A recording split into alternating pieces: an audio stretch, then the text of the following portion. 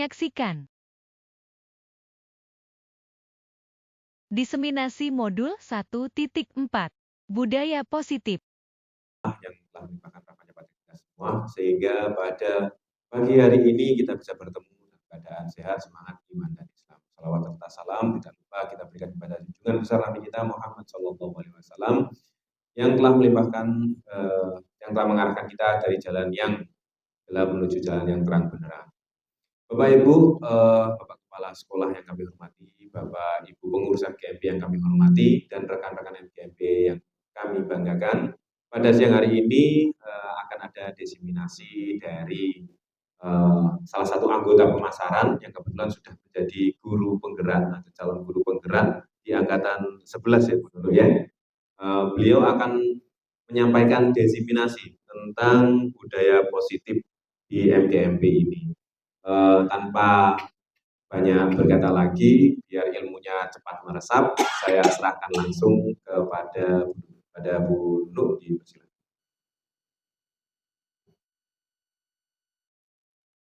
Bismillahirrahmanirrahim. Assalamualaikum warahmatullahi wabarakatuh. Terima kasih Pak Agus untuk kesempatan yang diberikan kepada saya untuk menyampaikan diseminasi dari modul 1.4 tentang budaya positif. Perlu saya sampaikan Bapak Ibu sekalian bahwa saya tidak memberi panjenengan. Saya menyampaikan sesuai dengan pengalaman saya dari 1.4 tentang budaya positif. Besar harapan saya pribadi, semoga apa yang saya lakukan di modul 1.1, 1.2, 1.3, dan 1.4 khususnya yang budaya positif ini bisa menginspirasi panjenengan untuk diterapkan di kelasnya masing-masing, di sekolah panjenengan masing-masing. Karena insya Allah dengan budaya positif ini harapan kita adalah bisa membentuk kelas yang aman dan nyaman sehingga pembelajaran bisa berjalan dengan baik seperti itu. Mungkin itu saja Pak. Assalamualaikum warahmatullahi wabarakatuh. Sebelumnya saya ucapkan puji syukur kehadirat Allah Subhanahu wa taala yang mana pada kesempatan hari ini karena limpahan rahmat dan hidayahnya yang luar biasa kita diberi kesempatan, kesehatan, kenikmatan untuk bisa berkumpul bersama pada acara MGMP Guru Mata Pelajaran Pemasaran. Pada kegiatan ini tak lupa salawat dan salam saya tujukan kepada Nabi besar Muhammad SAW. Semoga kita akan mendapatkan syafaatnya di yaumul akhir nanti.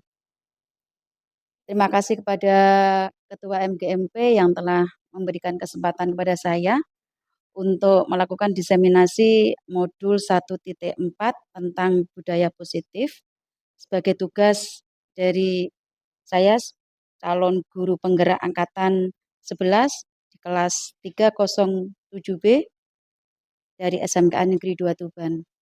Bapak Ibu guru hebat, mungkin panjenengan bertanya ya, budaya positif apa yang nanti akan kita terapkan di sekolah kita. Sehingga di dalam membersamai murid kita bisa lebih fokus lagi. Jadi, ini yang akan kita bahas. Yang pertama, di dalam materi budaya positif ini, ada beberapa konsep utama. Yang pertama adalah tentang disiplin positif dan nilai-nilai kebajikan universal.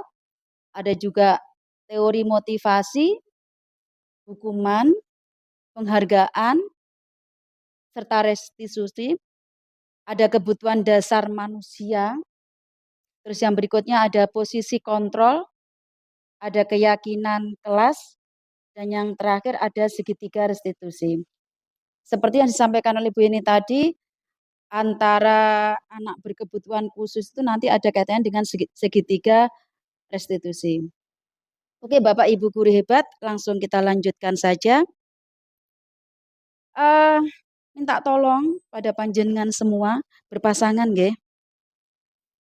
Bu Ayu bisa berpasangan dengan Ibu Pipit, Bu Yeni dengan Bu Okta, terus siapa Bu Lin dengan Bu Lis, Pak Ilur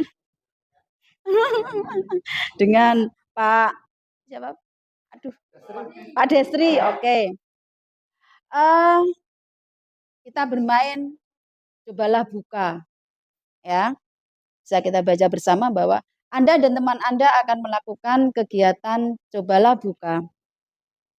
Anda adalah A, jadi salah satu mungkin Bu Yeni atau Bu Okta dulu, monggo silahkan. Kesepakatan berdua saja.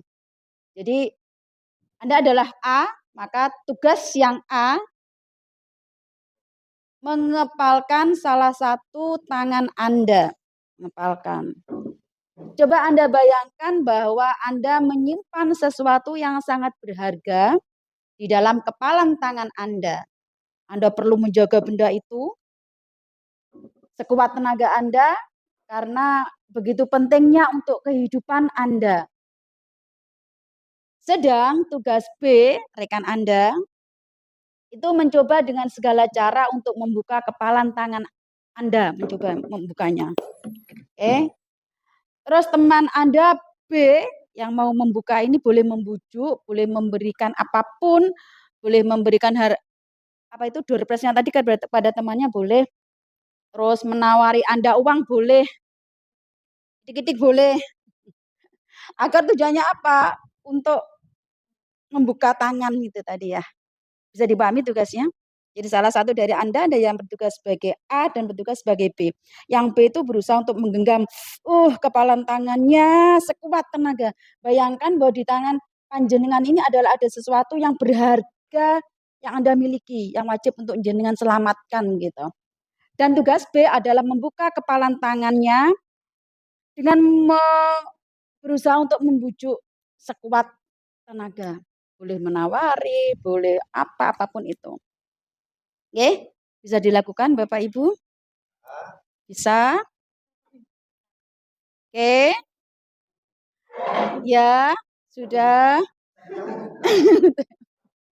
Oke. Ya. Sudah nggih? Oke. Ya. Sudah. Ya. Oke. Apapun itu, jadi jangan bayangkan bahwa di dalam genggaman Anda ini ada sesuatu yang paling berharga dalam diri panjenengan semua gitu. Jadi yang B berusaha untuk membukanya. Ya. Membuka gitu. Membujuk boleh, menawari apapun itu boleh gitu. Terus dengan apapun itu boleh. Boleh, ya. Iya.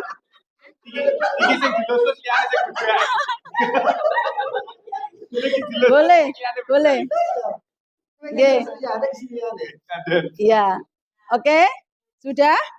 Apakah bisa membukanya? Apakah bisa membuka, Ibu-ibu? Nggak bisa ya? Oke. Orang dimulai. Oh, silakan dimulai, Bu Lis. Silakan dimulai dulu. Sudah membuka? Iya, enggak. Nanti dibuka. Silakan, monggo. Jadi bayangkan yang A itu ada sesuatu yang sangat luar biasa.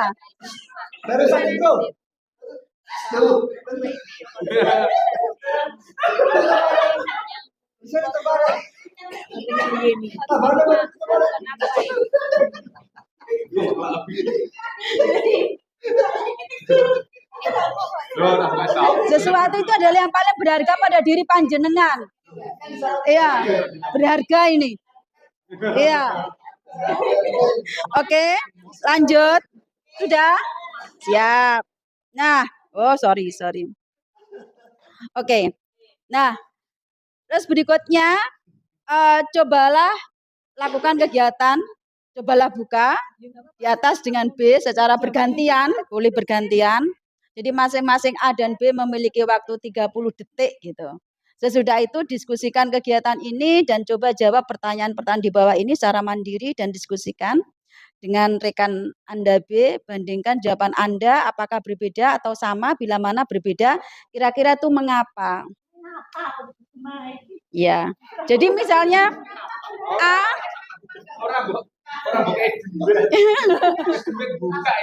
ini apakah Anda atau B membuka kepalan tangan Anda? Tadi membuka kepalan gitu. Apakah A membuka kepalan dengan tawaran yang disampaikan oleh B atau bagaimana gitu. Kalau misal saya nggak bisa membuka gitu. Jadi yang B jawab, aku nggak bisa buka tangan A gitu. Jadi apa penyebabnya? Itu diskusikan, bisa didiskusikan. Gimana tadi? Bulin bisa membuka nggak tangannya? 2. Alasannya kenapa kok bisa membuka? Tangannya sampai kebuka gitu. Padahal kan saya katakan di awal tadi ini ada sesuatu yang paling berharga pada diri Anda. Kenapa bisa sampai terbuka? Gitu kan? Kenapa? Oh, enggak tega. Oh, karena enggak tega. Oke. Kalau Bu Ayun terbuka enggak tadi? Kemarin enggak membuka. Oh, gitu. Oh, gitu. Oke. Iya. Boleh dilihat. Oh, gitu. Pak Aris kenapa Pak Aris kenapa kok enggak mau membuka tangannya walaupun ada tawaran dari Bu Ayun? Enggak ada penawaran. Oh gitu. Oh. Berarti enggak mau. Ya, oke. Sebenarnya begini, apakah Anda atau B menutup kepalan tangan Anda? Mengapa? Apa alasan Anda? Atau B tetap menutup kepalan tangan Anda? Dan yang terakhir dalam kegiatan ini apa sebenarnya yang ingin saya sampaikan? Sebenarnya yang memegang kendali itu adalah diri kita. Kita mau membuka sesuatu yang sudah kita genggam, itu adalah diri kita sendiri. Seperti itu. Nah, apa kaitannya dengan ini, Bu? Lanjut. Seperti yang dikatakan oleh teori kontrol Dr. William Glasser, mengatakan bahwa 1, ilusi guru mengontrol murid. Berarti yang bisa membuat murid itu baik, tidak baik, itu guru, menurut teori ini. Yang kedua, ilusi bahwa semua penguatan positif, efektif, dan bermanfaat. Saya lanjutkan. Yang ketiga, bahwa ilusi kritik dan membuat orang merasa bersalah itu dapat menguatkan karakter. Yang terakhir, ilusi bahwa orang dewasa memiliki hak untuk memaksa. Sekali lagi, itu adalah ilusi yang disampaikan oleh teori kontrol dari Dr. William. Lanjut. Sedang perubahan paradigma stimulus respon kepada pendekatan teori kontrol itu sendiri apa? Dikatakan bahwa bila kita ingin membuat kemajuan perlahan sedikit-sedikit, maka ubahlah sikap kita. Ubahlah perilaku kita. Namun bila kita ingin memperbaiki cara-cara utama kita, maka kita perlu mengubah kerangka berpikir kita. Ubahlah bagaimana Anda melihat tentang dunia, bagaimana Anda memaknai tentang suatu kehidupan, dan bagaimana Anda berpikir tentang manusia, maka ubahlah paradigma Anda. Gitu. Skema pemahaman dan penjelasan aspek-aspek tertentu tentang realitas suatu kehidupan. Seperti itu. Yang berikutnya, ini adalah beberapa stimulus respon atau teori kontrol antara perubahan paradigma stimulus respon dengan pendekatan teori kontrol. Secara stimulus respon dikatakan bahwa realitas atau kebutuhan kita sama. Itu pendapat dari stimulus respon. Sedangkan teori kontrol, realitas kehidupan kita berbeda. Seperti itu Bapak Ibu. Jadi kalau stimulus responnya mengatakan bahwa realitas kebutuhan kita sama. Kita punya kebutuhan yang sama. Tapi teori kontrol mengatakan bahwa kebutuhan kita berbeda realitasnya. Betul apa betul? Secara kita berpikir nggih. Jadi kebutuhan manusia itu sama, enggak, ternyata kebutuhan manusia itu beda. Yang kedua, semua orang melihat hal yang sama. Itu kalau stimulus respon. Tapi teori kontrol mengatakan bahwa setiap orang memiliki gambaran berbeda. Betul? Betul nggih? Bisa dipahami nggih? Yakin ya? Berikutnya, kita mencoba mengubah orang agar berpendapat sama dengan kita. Itu stimulus respon yang kita berikan. Jadi kita menyampaikan sesuatu, oke, ayo kita ikut itu harapan dalam stimulus respon. Tapi sebenarnya nilai kontrol yang harus kita lakukan adalah bahwa kita berusaha memahami pandangan orang lain tentang dunia. Pun halnya dengan yang hari ini kita lakukan di MGMP bahwa kita beranggapan bahwa semua pandangan sama. Enggak sama. Makanya kenapa Pak Aris ya selaku ketua ketua MGMP itu memberikan kesempatan kepada semua teman untuk menyampaikan program gitu. Ya, karena beliau menyadari mungkin bahwa memang pandangan manusia itu enggak sama gitu, beda. Sehingga kalau itu harapannya nanti kita bisa maju dengan konsep yang kita sepakati, kita yakini benar.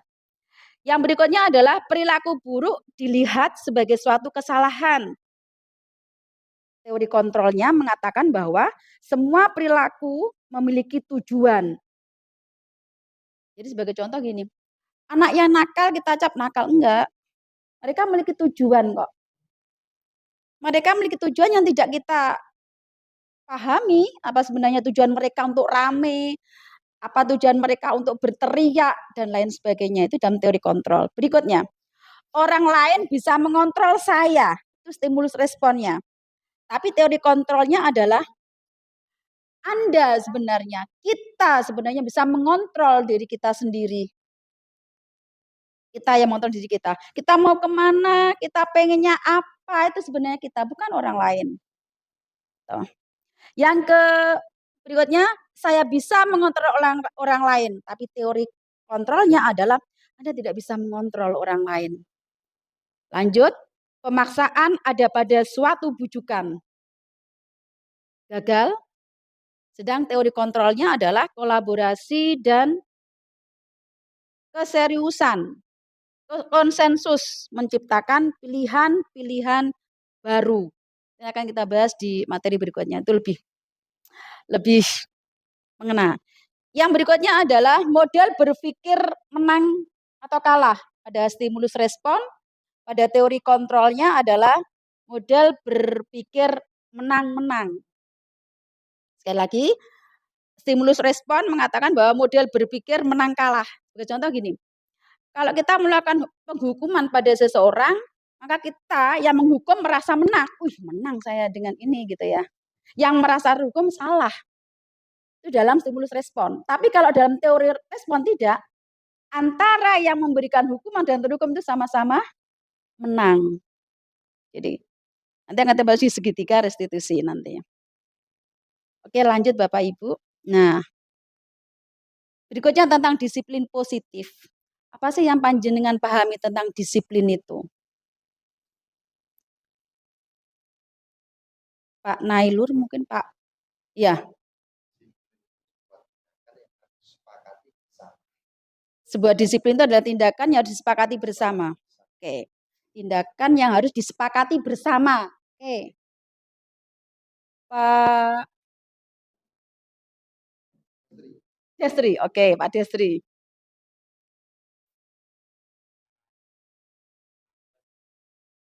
Mentaati semua peraturan yang sudah disepakati.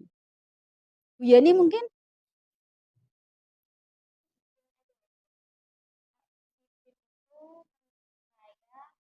Hal-hal yang harus dilakukan baik itu dalam hal kehadiran atau kesempatan masuk dalam. Oke, mungkin ada jawaban lain tentang disiplin. Apa sih sebenarnya disiplin itu? Ini disiplin Bapak Ibu. Dalam budaya kita memang mengatakan bahwa disiplin itu dimaknai menjadi sesuatu yang dilakukan seseorang pada orang lain untuk mendapatkan kepatuhan. Kita cenderung menghubungkan kata disiplin dengan ketidaknyamanan.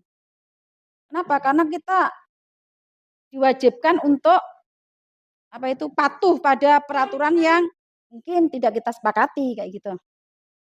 Terus sebagai pendidik, tujuan kita adalah menciptakan anak-anak yang memiliki disiplin diri sehingga mereka bisa berperilaku dengan mengacu pada nilai-nilai kebajikan universal dan memiliki motivasi intrinsik sebenarnya. Jadi bukan motivasi ekstrinsik. Paham nggih Bapak Ibu nggih? Jadi harapan disiplin yang mereka lakukan itu bukan berasal dari luar, tapi berasal dari dalam diri yang tumbuh dengan kesadaran diri. Saya yakin itu adalah dambaan kita semua sebenarnya. Lanjut. Nah, sedang disiplin positif itu sendiri adalah suatu cara untuk penerapan disiplin yang bertujuan menumbuhkan kesadaran serta memberdayakan anak melakukan sesuatu tanpa sogokan, tanpa adanya ancaman maupun hukuman. Itu sebenarnya yang ingin kita raih dari kita menerapkan atau membiasakan budaya positif ataupun disiplin positif itu sendiri. Nah, nilai-nilai kebajikan universal apa yang sekiranya akan kita harapkan dari budaya positif atau disiplin positif tersebut? Yang pertama adalah sifat positif manusia yang merupakan tujuan mulia yang ingin dicapai setiap individu. Nilai-nilai tersebut bersifat universal, lintas budaya, suku, bangsa, agama, maupun latar belakang. Sampai sini mungkin ada ditanyakan Bapak Ibu?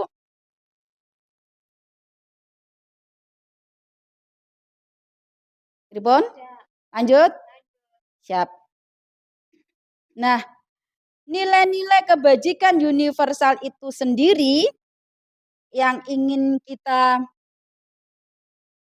capai untuk setiap anak Indonesia, kita wujudkan atau bercermin pada profil pelajar Pancasila. Yang pertama itu adalah beriman, bertakwa kepada Tuhan Yang Maha Esa dan berakhlak mulia, ada mandiri, bergotong royong, berkebinekaan global, bernalar kritis dan kreatif. Lanjut. Nah, ini pertanyaan pemantiknya Bapak Ibu sekalian.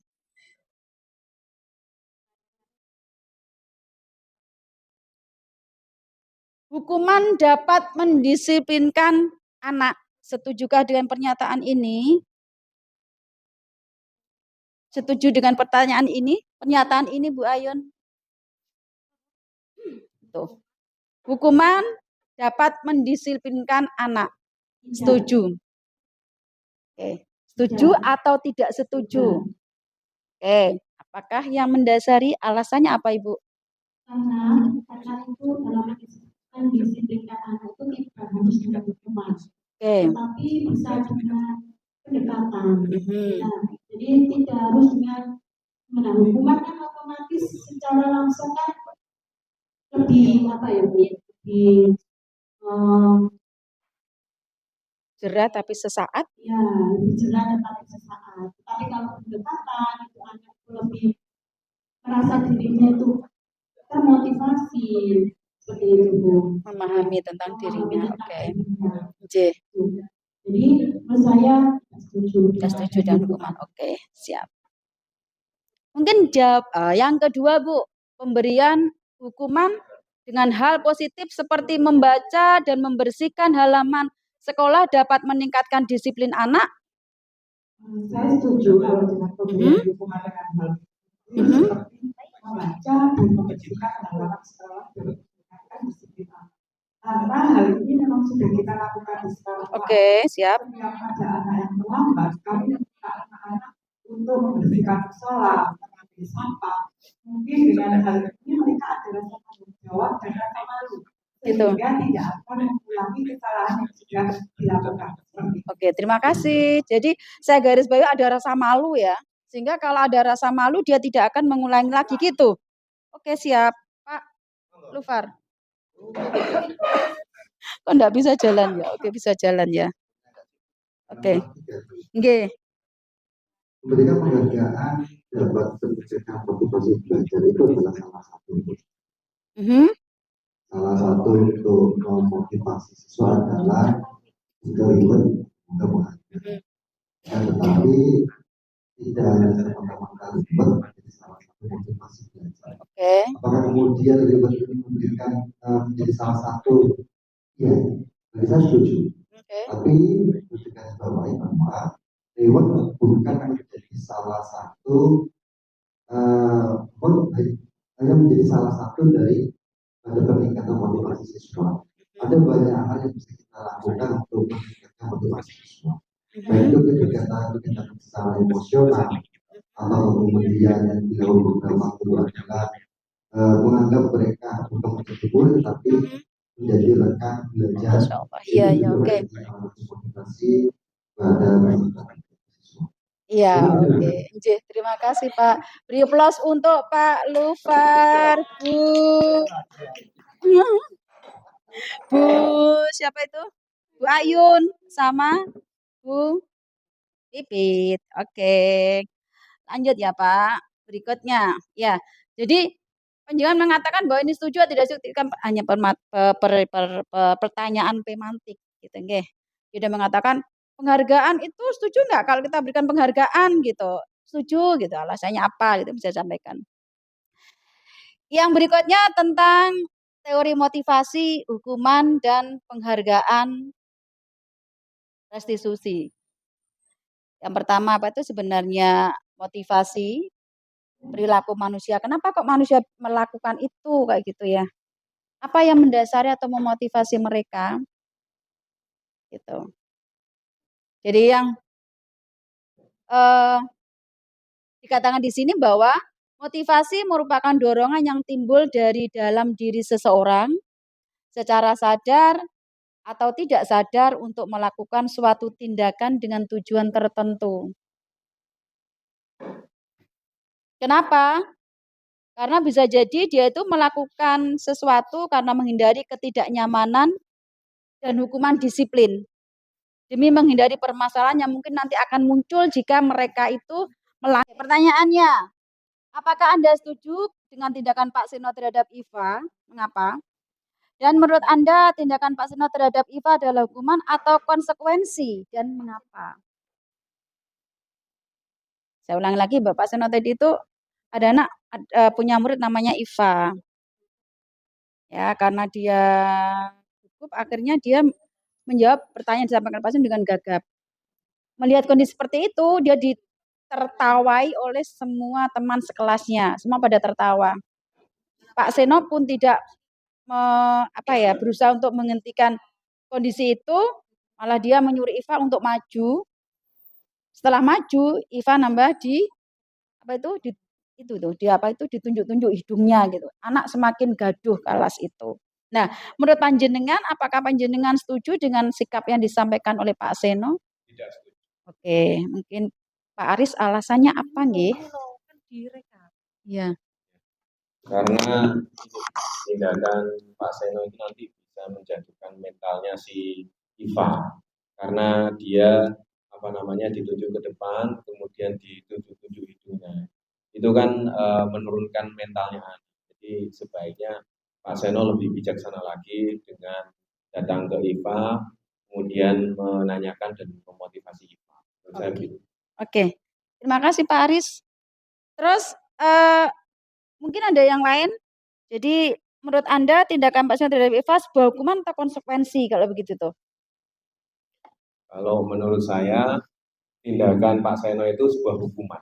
Hukuman nggih. Kalau konsekuensi sepertinya tidak seperti itu. Misalnya didekati, kemudian ditanya apakah sudah jelas atau belum, kemudian dibimbing lah. Oke. Terima kasih. Oke, terima kasih Pak Aris. Beli pros dong untuk Pak Aris. Ya. Terima kasih Pak Aris. Iya, benar apa disampaikan oleh Pak Aris nggih. Jadi Pak Seno itu sebenarnya memberikan suatu hukuman. Jadi bukan konsekuensi. Padahal hukuman itu nggak baik gitu. Oke. Berikutnya, ini coba hukuman apa konsekuensi? Misal berjemur di lapangan basket pukul 12 siang karena mengobrol dengan teman saat pelajaran. Hukuman. Oke, sepakat nggih? Yang berikutnya, menggantikan kertas tugas teman yang telah dicoret-coret. Hukuman apa konsekuensi? Konsekuensi, siap. Lari mengelilingi lapangan basket 2 kali karena terlambat hadir di sekolah. Hukuman. Membersihkan coretan yang dibuatnya di meja tulis.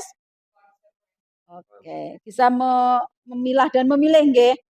Jadi, sehingga nah ini perbedaannya Bapak Ibu sekalian. Apa itu hukuman?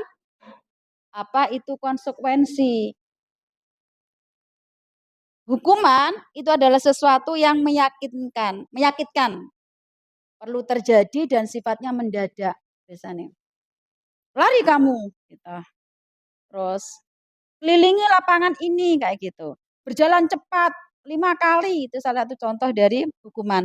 Nah, sementara konsekuensi adalah disepakati bersama. Kesepakatan bersama dan pelanggar dibuat tidak nyaman untuk sementara.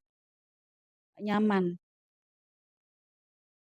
Nah, ini yang dikatakan. Tadi yang Pak di awal ya, jadi hukuman dan penghargaan. Jadi jenengan datang lebih awal tuh ada motivasi yang ingin dicapai. Itu tadi sampaikan. Nah, ternyata dua hal ini, hukuman dan penghargaan, itu dalam konsep disiplin masuk pada identitas gagal. Ternyata saya juga baru tahu itu di CGP. Ternyata kalau kita memberikan hukuman dan kita memberikan penghargaan, itu ternyata satu bentuk pembelajaran dari disiplin yang identitas gagal. Gitu. Mengapa dikatakan identitas gagal? Karena di dalam hukuman itu menyakitkan jelas. Kalau kita malu kan sakit nggih Bu nggih. Oke. Tidak nyaman. Murid takut. Berikutnya, memaksa murid menyembunyikan kesalahan. Daripada saya bantu kan aku bohong aja lah kayak gitu tuh. Bohong. Akhirnya muncul sikap bohong.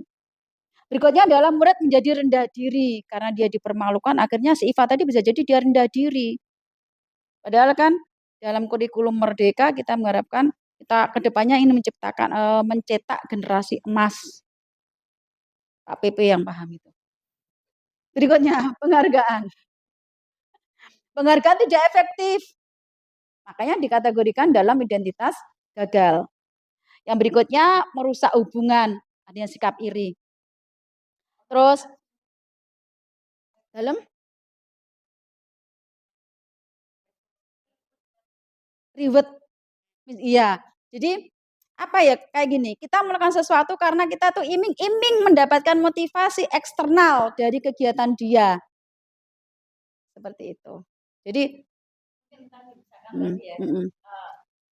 ini penghargaan Bapak gitu ya.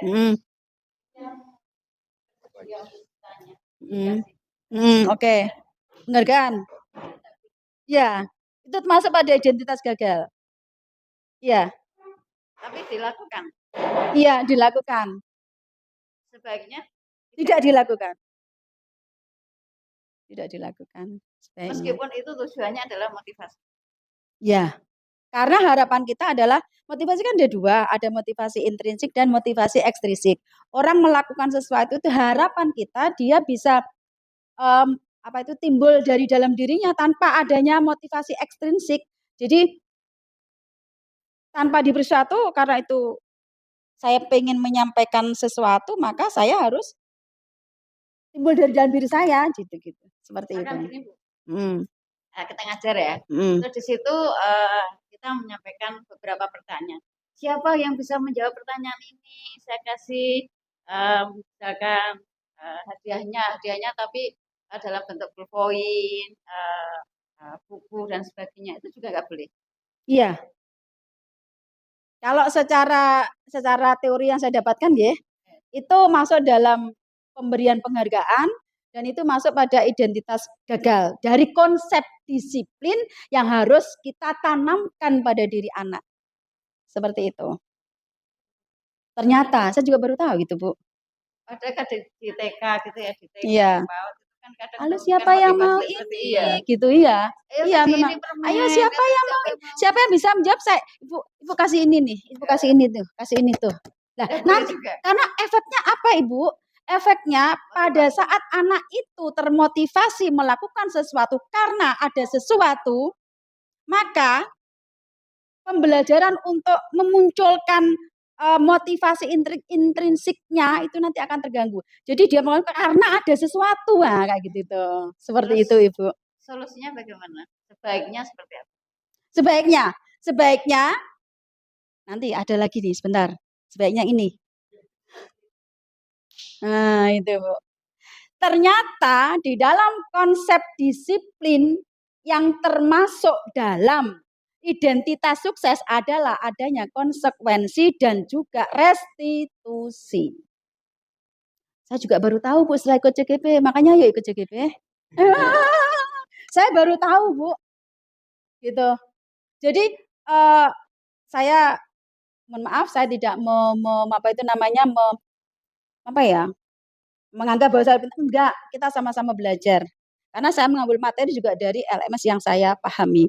Jadi ini konsep dari disiplin. Ternyata di dalam mewujudkan kedisiplinan anak itu ternyata ada identitas suksesnya. Nah, caranya bagaimana?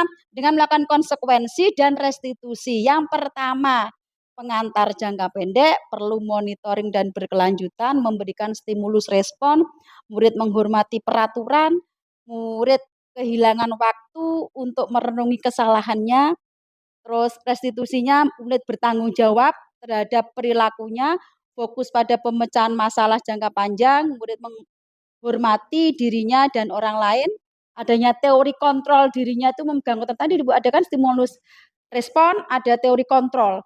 Kita bahas tadi ya, antara stimulus respon dan teori kontrol itu. Oke. Murid bersemangat memperbaiki kesalahan. Itu jika kita melakukan konsep disiplin yang masuk pada identitas sukses. Bentar.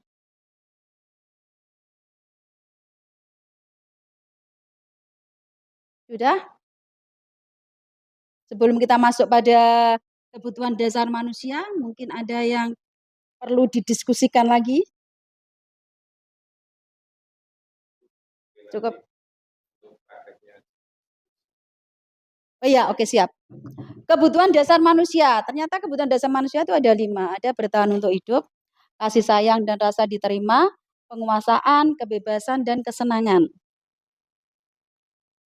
Nah, 5 posisi kontrol. Yang pertama sebagai penghukum, pembuat merasa bersalah, teman, pemantau, dan manajer. Jadi untuk menyelesaikan suatu masalah seperti yang masalah Pak Seno tadi itu, maka ada 5 posisi kontrol yang bisa kita kita pilih ya. Apakah kita nanti akan memilih sebagai penghukum, apakah nanti kita akan memilih sebagai pembuat merasa bersalah, atau kita memilih sebagai temannya, ataukah kita akan memilih menjadi pemantau atau sebagai manajer. Kalau sebagai penghukum itu ketika pihak seseorang itu membuat kalimat atau melakukan kalimat, menyampaikan kalimat seperti yang ada di depan. Jadi patuhi aturan saya atau awas. Yang berikutnya, kamu selalu aja salah. Jadi kalimat-kalimat yang kalau menurut saya adalah kalimat-kalimat negatif yang keluar sehingga merasa anak mendengar kalimat-kalimat itu merasa sakit hati. Mungkin semakin rendah diri, tidak percaya diri. Itu berarti posisi Bapak Ibu guru atau posisi Kat sebagai penghukum. Yang berikutnya, membuat rasa bersalah.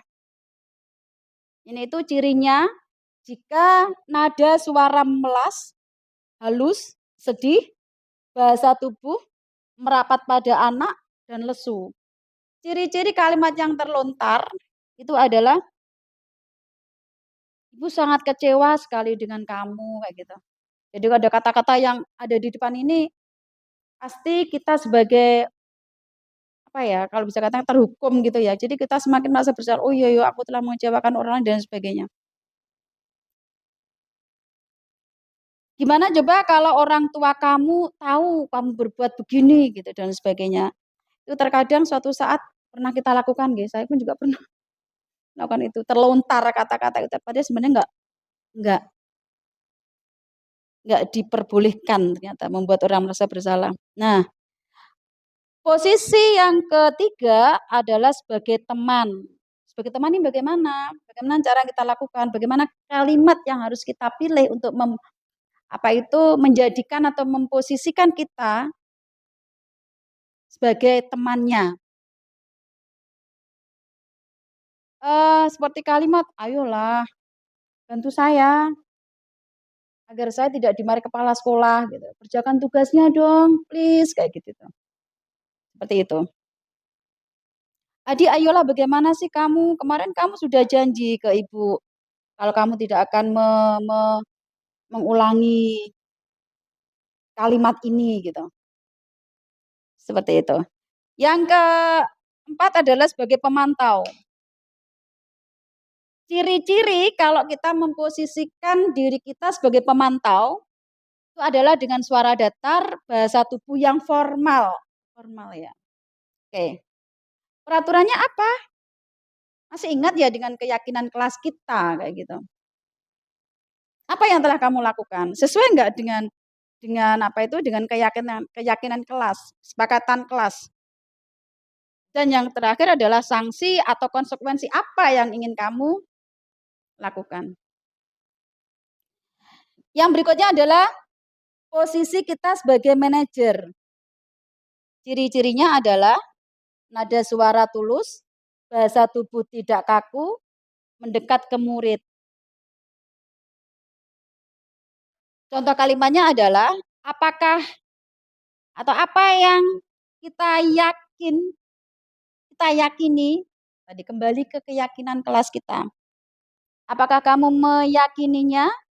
Jika kamu meyakininya, apakah kamu bersedia memperbaikinya? Jika kamu perbaiki ini, hal ini menunjukkan apa tentang dirimu dan apa rencana kamu ke depan. Ini pernah saya lakukan pada saat kemarin barusan menyelesaikan kasus di Humas itu. Ya, banyak. Saya yakin panjenengan semua juga mengalami dan memposisikan, oh ternyata aku pada masalah ini berada pada posisi ini dan ini kontrol yang aku gunakan pada waktu itu. Sebagai teman atau sebagai pemantau atau sebagai penghukum atau sebagai pemberi salah. Nah, keyakinan kelas, lanjut. Keyakinan kelas. Mengapa keyakinan kelas? Mengapa tidak peraturan kelas saja? Mungkin bisa dibantu. Kenapa tidak keyakinan kelas? Kenapa kok kita mengapa kita membuat keyakinan kelas dan bukan peraturan kelas? Kenapa, Bu Lis? Kenapa kok tidak keyakinan kelas, kok peraturan kelas yang kita, mengapa keyakinan kelas dan mengapa tidak peraturan kelas? Kalau Bu Lis setuju pada keyakinan kelas apa peraturan kelas?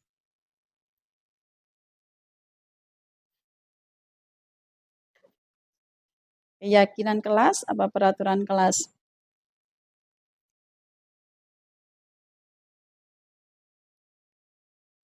Ya.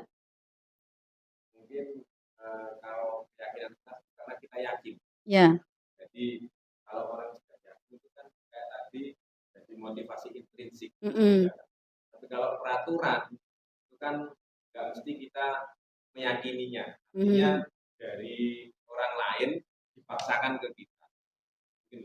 Jadi akhirnya menjalankan karena terpaksa. Ya, menjalankan karena ada sesuatu. Oke.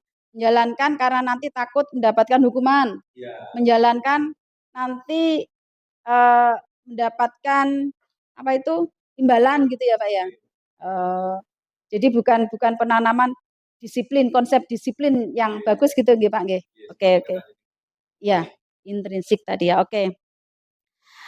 Jadi mengapa kita milih keyakinan kelas? Jadi benar yang disampaikan oleh Pak Aris bahwa kalau keyakinan kelas itu sama halnya kita sudah bisa menumbuhkan motivasi intrinsik dari dalam diri kita. Tanpa adanya penghargaan, tanpa adanya hukuman, kita meyakini bahwa kalau kita datang tepat waktu itu akan memberikan kebaikan buat kita. Nah, itu maksudnya. Seperti itu. Lanjut. Bagaimana pembentukan dari keyakinan kelas itu? Jadi sepakat bukan peraturan kelas gitu Bapak Ibu.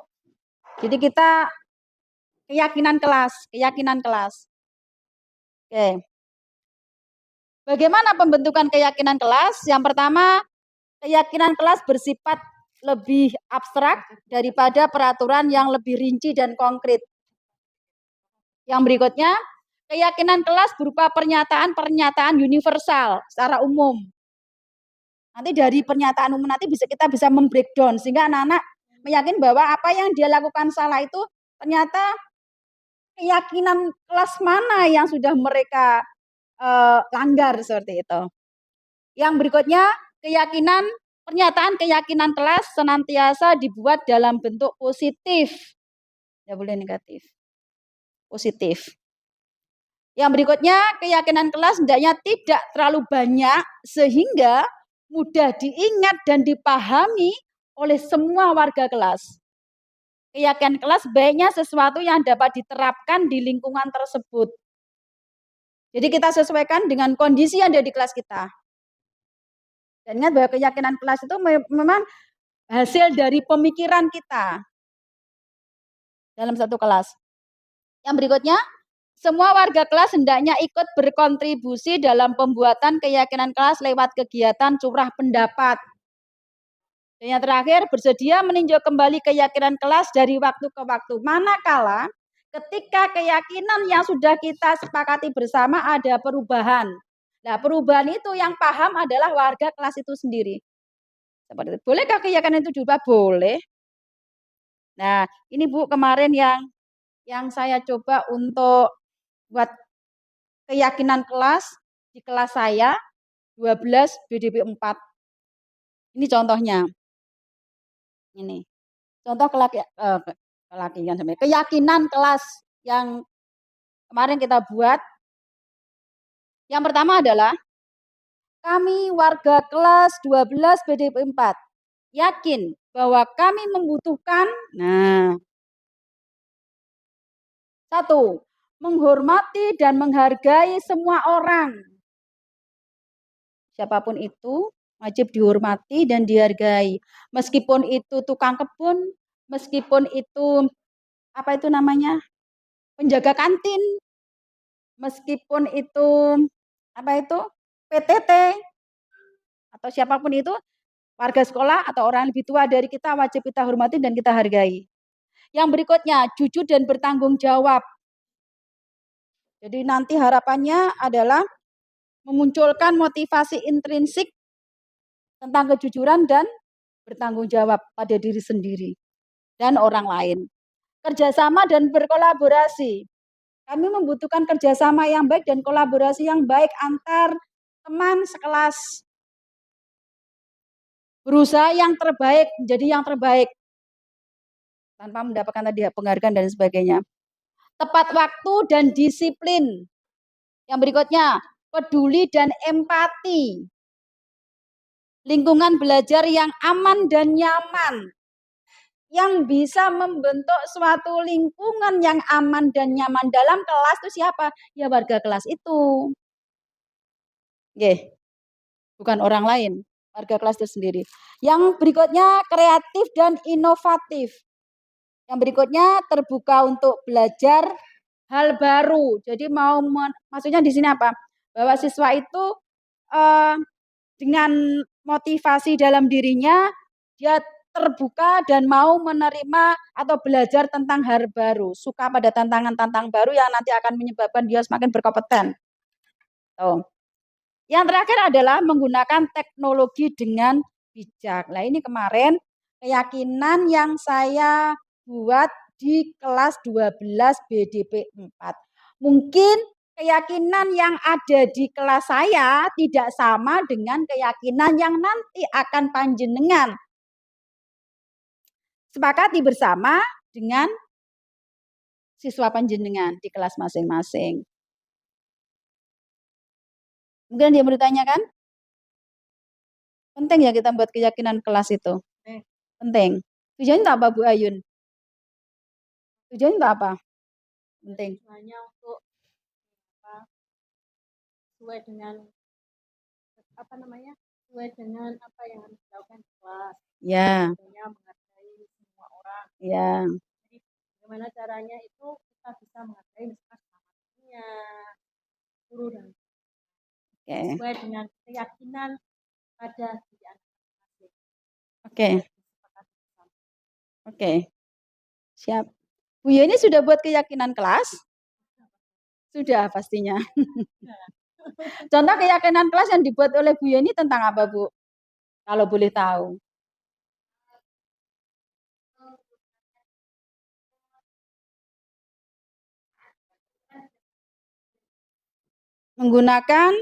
Penggunaan handphone pada saat yang dibutuhkan, nggih. Oke, ya siap. Ya. Ya, itu kalau di kesepakatan kita di kelas BDP 4 itu masuk pada poin yang terakhir itu ya. Menggunakan teknologi dengan bijak. Nah, artinya apa itu Bu Yeni? Kemarin kebetulan ada murid saya cerita ini Pak, pangapunten. Jadi ada siswa kami yang memang dengan guru siapapun kalau ada pelajaran dia itu selalu menggunakan HP. Mungkin Bu Yeni tahu ya Bu Yeni ya. Bu Lis juga tahu. Personilnya.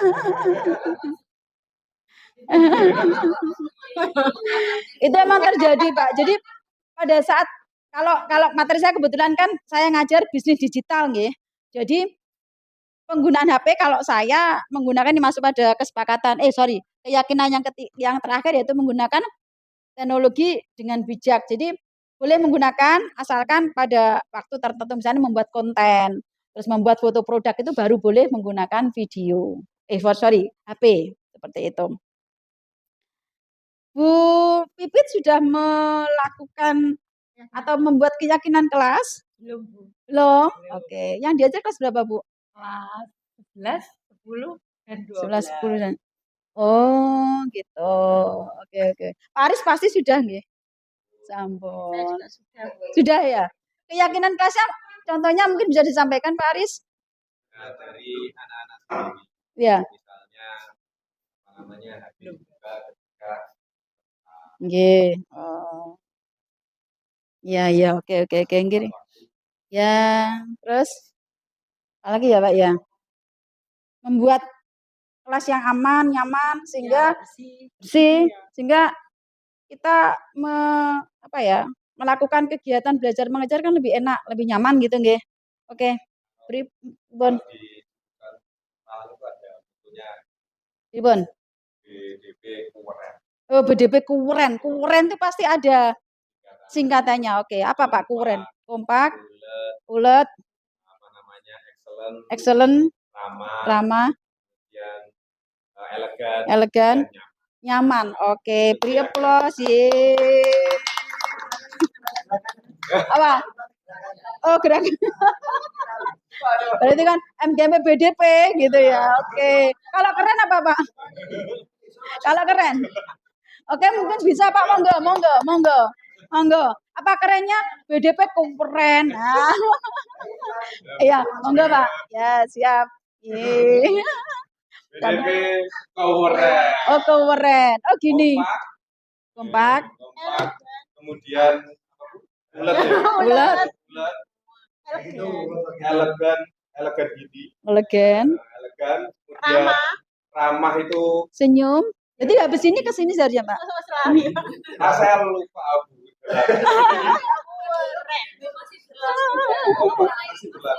Ya. Cuma kan kita mengawalnya setiap awal semester. Kompak, nyaman. ya kompak, Ulet. kompak, ulet, sorry. Kompak, ulet, ulet, kemudian elegan, excellent, kemudian ramah, kemudian Nyaman. elegan itu gini, elegan, kemudian nyaman. Nyaman. Kompak, ulet, elegan, excellent, kemudian ramah, kemudian elegan, dan nyaman. Oke. Kompak, ulet, excellent, ramah, elegan, nyaman. Oke, yeay. Plus untuk Pak Aris. Iya ya. Kalau saya dulu Pak, dulu saya punya sama murid-murid saya. Saya sambil cerita nih ya. Jadi murid saya dulu tuh kelas 3, kelas 12 BDP 3. Nah, anaknya itu kan memang dari semua kelas tuh Pak. Jurusan BDP itu kelas 4, 3, 2, 1. Dia tuh yang paling cerewet. Dia tuh yang paling kayak gini. Terus dia tuh yang paling, menurut saya tuh unik gitu. Dan kata-katanya tuh kayak gitu. Jadi yang saya dulu tuh gitu, BDP, BD 12 BDP 3, cuk gitu. Nah, itu ya. Nah, gitu kan Pak. Nah, itu apa itu artinya Pak? Cantik, unik, kreatif gitu. Karena gini, mohon perhatian. Kenapa seperti itu? Nah, kenapa seperti itu? Karena saya melihat bahwa karakter dari siswa saya seperti itu modelnya, Pak. Jadi keren gitu tuh mungkin nggak sesuai dengan karakter dia. Iya. Cuk gitu. Cantik, unik, kreatif gitu anak-anak. Kayak gitu. Itu karena sesuai dengan karakter anak didik saya gitu. Oke. Nah, tadi Ibu masuk pada stimulus nilai teori kontrol gitu. Jadi tidak semua ternyata maaf pangapunten kata cuk itu ternyata kan apa ya? Asumsi seseorang gitu kan paling jelek gitu. Padahal ternyata kalau kita berbicara tentang teori kontrol enggak gitu kan. Oke. Tuh. Segitiga restitusi ini ada 3 langkah yang akan kita lakukan. Yang pertama itu adalah menstabilkan identitas. Yang kedua adalah validasi tindakan yang salah. Yang ketiga adalah menanyakan keyakinan. Oke. Pada posisi apa kita masuk pada langkah menstabilkan identitas, masuk pada validasi tindakan yang salah dan juga menanyakan keyakinan. Oke, lanjut. Untuk menstabilkan identitas itu adalah suatu langkah di mana kita bisa mengubah identitas anak dari orang yang gagal karena melakukan sesuatu kesalahan menjadi orang yang sukses. Yang berikutnya, anak yang melanggar peraturan karena sedang mencari perhatian adalah anak yang sedang mengalami kegagalan. Berikutnya, dia mencoba untuk memenuhi kebutuhan dasarnya namun ada benturan. Kalau kita mengkritik dia, maka dia akan tetap membuatnya dalam posisi gagal. Sehingga apa yang harus kita lakukan? Kalau kita menemui kasus seperti itu, maka kita jangan semakin membuat anak itu gagal. Contoh, kamu sudah melakukan ini bla dengan kalimat-kalimat yang tadi sebagai penghukum salah, tapi lebih membesarkan hatinya menanyakan bahwa semua orang pernah melakukan kesalahan ini, bukan kamu saja. Pada saat itu Bunda juga pernah melakukan hal itu gitu. Dengan kalimat itu paling tidak membesarkan hatinya bahwa dia bukan satu-satunya manusia yang telah melakukan kesalahan. Bukan dia saja. Semua orang pernah melakukan itu. Dan itu wajar. Gitu. Yang berikutnya, validasi tindakan yang salah. Maksudnya adalah bahwa setiap tindakan kita dilakukan dengan suatu tujuan tadi. Kontrol. Dalam stimulus respon mengatakan bahwa semua orang itu pendapatnya sama, tidak. Semua orang itu punya tujuan sendiri-sendiri kenapa mereka melakukan hal itu. Itu masuk pada nilai kontrolnya, teori kontrol. Gitu. Jadi setiap tindakan kita dilakukan dengan suatu tujuan, yaitu memenuhi kebutuhan dasar. Tadi ada 5 kebutuhan dasar, nggih. Kebutuhan dasar apa tuh yang ingin dipenuhi sehingga anak itu tuh melakukan hal seperti itu? Mungkin saya bisa memberikan contoh dari murid saya yang kemarin insya Allah 1,5 jam dengan saya, pada hari Jumat kemarin, itu dia bercerita, kenapa kamu seperti itu? Kenapa kamu begitu? Gitu ya, paham ya maksud saya? Kode-kode etik saya tahu ya. Oke, kode-kode etik itu. Ternyata ada something gitu. Salah satu tadi ada yang broken home. Dia pengen orang tuanya itu bersatu, ternyata tidak bisa. Orang tuanya egonya masing-masing. Ya begitu. Jadi dia menemukan jadi validasi dari tindakan yang salah. Kalau kita memahami kebutuhan dasar apa yang mendasari seseorang melakukan hal tersebut, kita akan bisa menemukan cara-cara paling efektif. Jadi kita bisa memberikan solusi. Oh ternyata anak ini tuh butuh ini. Jadi ada salah satu dari 5 kebutuhan dasar yang belum dimiliki oleh anak itu. Mungkin kasih sayang. Mungkin bisa jadi kemarin yang habis kita tangani dengan Bu Yeni dengan pihak Humas, itu kebutuhan dasar apa yang tidak dipenuhi? Kasih sayang seorang ibu. Keteladanan dari seorang ibu yang belum dia dapatkan. Karena apa? Karena pada usia 3 tahun dia ditinggal meninggal ibunya. Sehingga perilaku yang terbentuk seperti yang dia lakukan. Ternyata. Nah, kalau kita paham tentang itu, validasi itu kita memahami, maka kita akan mencari solusi efektif seperti itu. Lanjut. Kita akan bisa menemukan cara-cara paling efektif untuk menemukan kebutuhan tersebut. Oh, ternyata anak ini butuh kasih sayang, butuh keteladanan dari seorang ibu, gitu.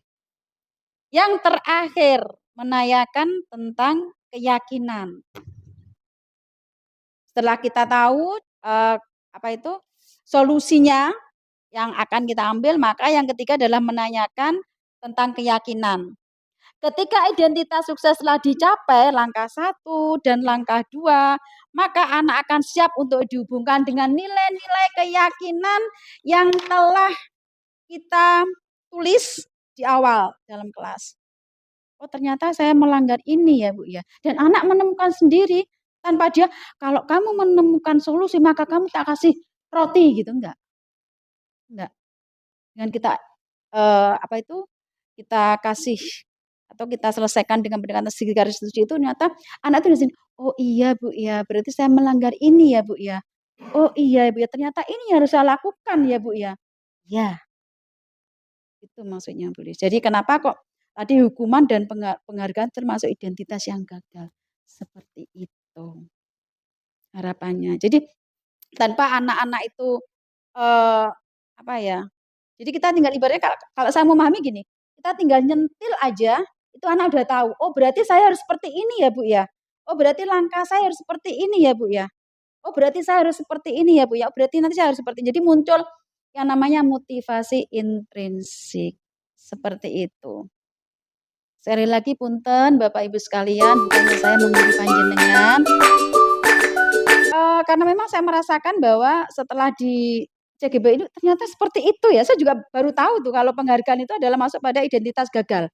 Nggak boleh. Ayo kasih ini ya. Besok kalau kamu masuk Pak besok kalau kamu bangun pagi, Mama kasih ini. Oh nggak boleh ternyata. Seperti itu. Ya, sekian dan terima kasih. Oke, mari bergerak bersama menuju arah perubahan yang lebih baik. Terima kasih Bapak Ibu sekalian. Mohon maaf. Saya akhiri. Assalamualaikum warahmatullahi wabarakatuh. Waalaikumsalam warahmatullahi wabarakatuh. Berikut saya